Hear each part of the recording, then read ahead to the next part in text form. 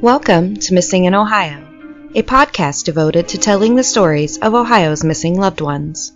I am your host, Kelly Bruce, and this is Chapter 10, The Disappearance of Yvonne Regler. Yvonne Annette Regler is a missing person from Fairview Park, Ohio. Yvonne was last seen on August 8, 1977. She was 17 years old at the time of her disappearance and would be 58 years old today. Yvonne is a Caucasian female that is approximately 5 foot 10 inches tall and 135 pounds, with light brown hair and blue eyes.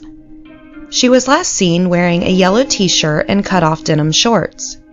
If you have any information on the disappearance of Yvonne Regler, please contact the Fairview Park Police Department at 440-356-4422. For the last decade, I was living in a quiet suburb on Cleveland's west side. While researching another disappearance late one night, I decided to see if there were any missing persons from Fairview Park. It was then that I first learned of Yvonne Regler, the 17-year-old girl that vanished from a Fairview Park gas station. Yvonne was a typical teenage girl living in a middle-class neighborhood with her mom and stepfather. Yvonne's father had passed away 12 years prior to her disappearance. Yvonne had 5 siblings. It was the summer before her senior year. Yvonne had just started a job at Sunoco, a full-service gas station in North Olmsted, Ohio. She had been employed there for approximately a year and a half. Yvonne Regler left her home on August 8, 1977, and reported to work at the Sunoco gas station in the North Olmsted location. About an hour into her shift, Yvonne was relocated to the Fairview Park Sunoco station, which was owned by the same person. North Olmsted and Fairview Park are neighboring suburbs on Cleveland's west side. In 1977, both neighborhoods were wholesome working-class, family-friendly environments. Yvonne did not drive, so a coworker drove her to the Fairview Park Sunoco full-service station. Yvonne typically worked with others, but this morning she would be working alone to fill in for the owner, Otto J., while he was taking some vacation time. Yvonne went about her day taking care of customers at the full-service station and making plans with friends for that evening on the phone. Her day was light due to only one working pump. At approximately 12 p.m., Yvonne's coworkers arrived at the Fairview Park location to deliver her lunch since she was working alone.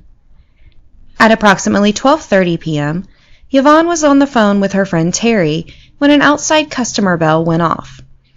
Terry asked Yvonne if she needed to go, and Yvonne stated, "Hold on. No, they left."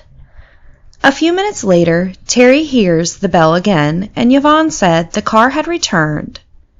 She then ends the call with her friend to take care of the customer that had returned. There isn't a lot known about Yvonne's time after she hung up the phone with Terry. However, at 1:25, she pumped gas for a customer and initialed the fuel receipt.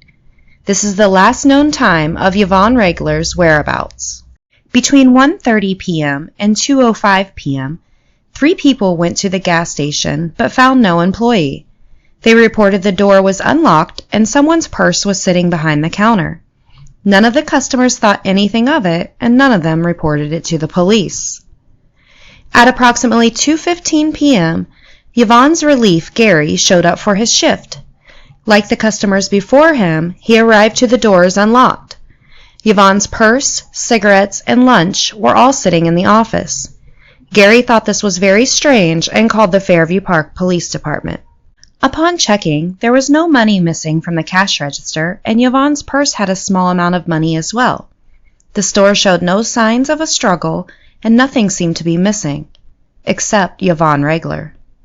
When I initially began researching Yvonne's disappearance, I had read numerous times that the police never thought Yvonne to be a runaway. However, after going through newspaper archives, I found that to be untrue. In several articles from 1977, it's reported that the police did consider Yvonne a runaway. To this day, she is still listed as an endangered runaway on the Ohio Attorney General's website. Even though she is listed that way, the police ruled her out as running away. Yvonne had never ran away before, and there was no hints of trouble in her family and personal life. Ultimately, the police believed that Yvonne Regler did not leave on her own accord and was most likely abducted while pumping gas.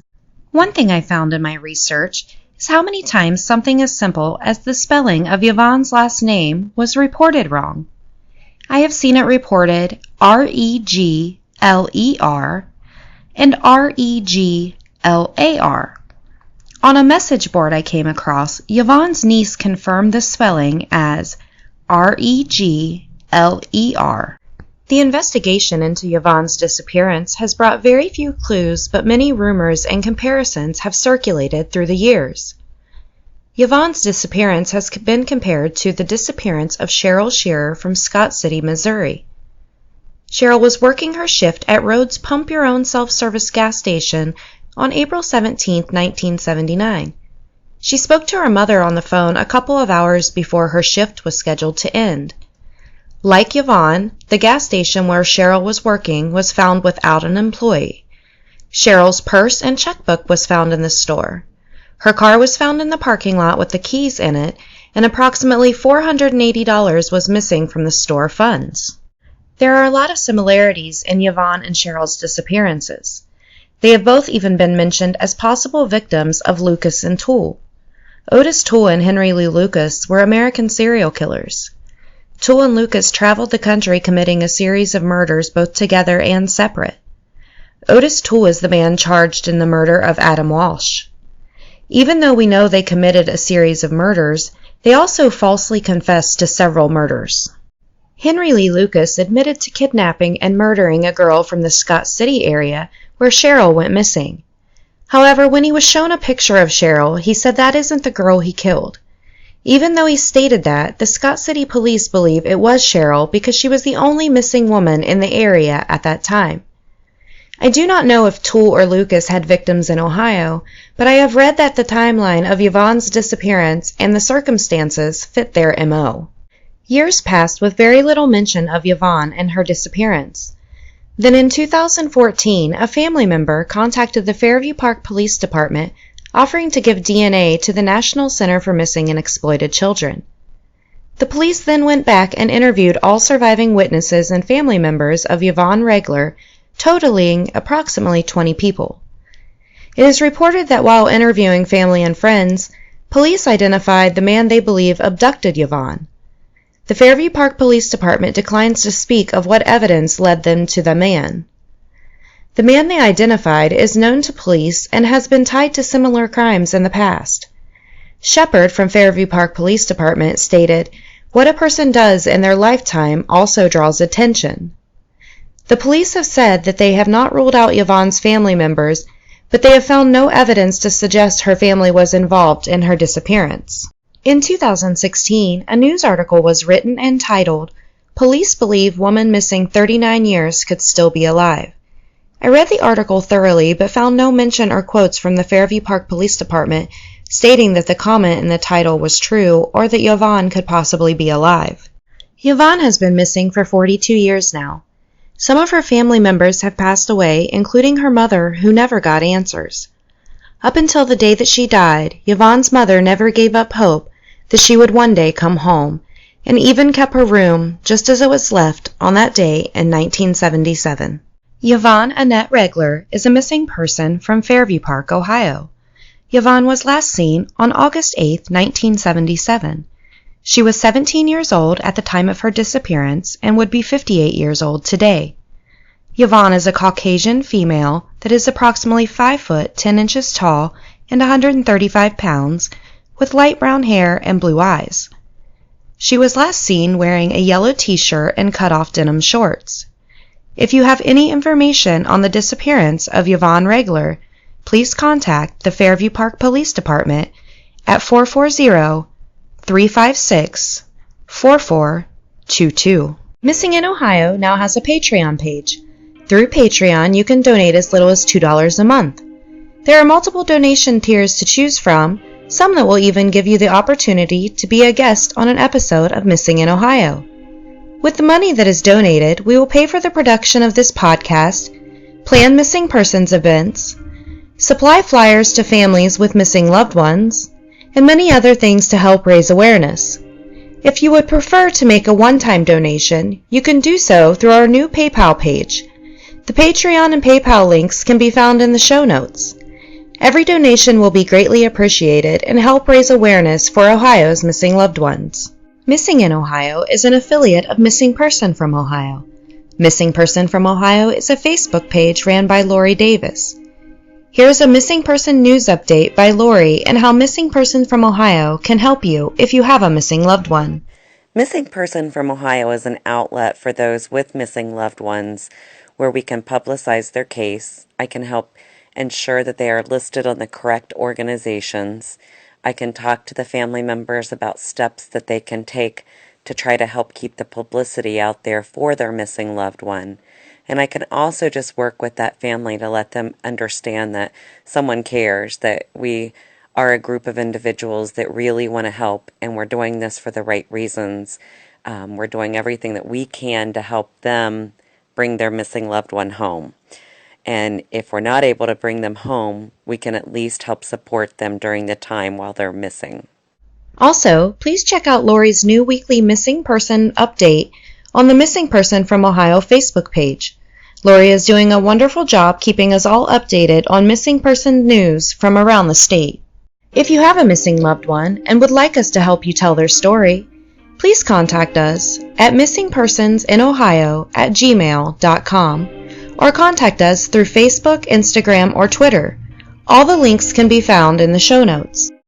Many of you know I was previously on a podcast called Comeback, The Disappearance of Brian Schaeffer.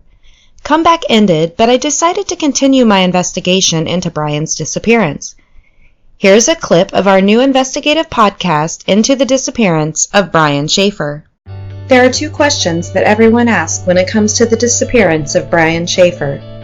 Did he leave to start a new life, or did he meet foul play on April 1st, 2006? We are here to try to answer those questions.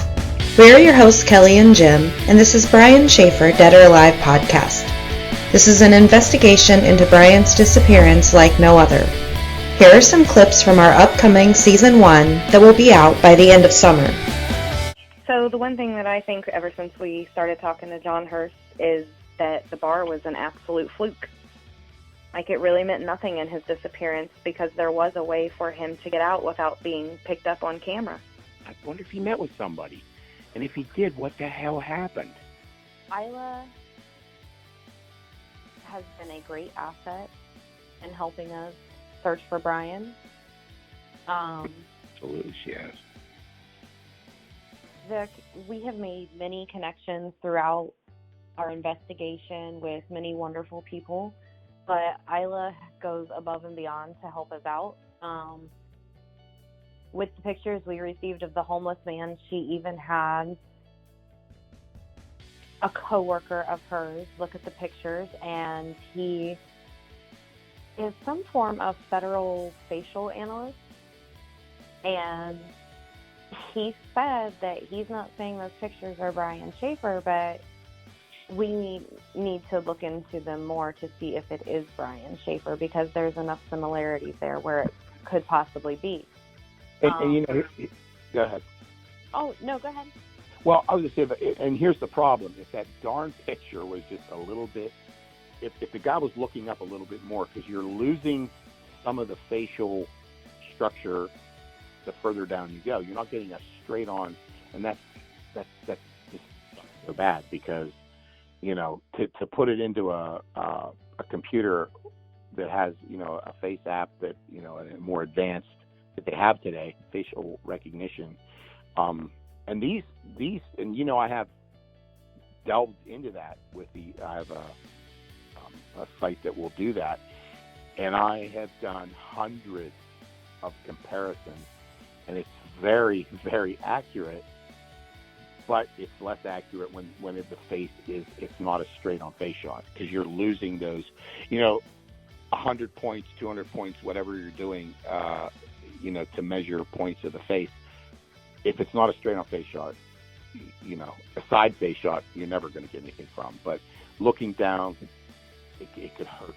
It could hurt the results. Right, it could. And the one thing he did mention, and I thought was interesting, and I didn't really pay attention to, but of course I'm not trained to pay attention to that. He mentioned that the shadow cast from Brian's nose and from the homeless man's nose was exactly the same. Now, that's something I didn't know. That's interesting. Yeah, he said that the shadows that they cast are exactly the same. Wow. That is a possibility, and I think the one thing that everyone needs to realize, like you said, a phone pings and the actual ringing of the cell phone were two separate things. Like, the phone didn't ping when it was ringing on the ends of the family members and the Columbus Police Department and everyone else that was calling Brian's phone at that time. It continued to ring, and then the voicemail would kick on. But that's not when it actually pinged. And we recently found out that there was more than one ping. So the one thing I've struggled with going public with, because I didn't know if we should put it out there or not, is I have recently been paying a lot of attention to the sighting of Brian by the homeless man a few days after he went missing. It was behind a United Dairy Farmers in Columbus, and supposedly this homeless guy sees a man that he says is Brian Schaeffer eating a sandwich, and he turns to who he assumes is Brian and says, "Hey man, people are looking for you." And the guy looks kind of confused, didn't pay much attention, and just turned and walked away. Well, my reasoning for paying much more attention now is because of the sightings, Jim, that we've had recently and been told about, that Brian Schaeffer could be a homeless man. But one theory we haven't discussed is, could Brian Schaeffer not know who he is? Could he still be out there somewhere wandering and not know that he is Brian Schaeffer, and his family and friends don't know that he's out there? I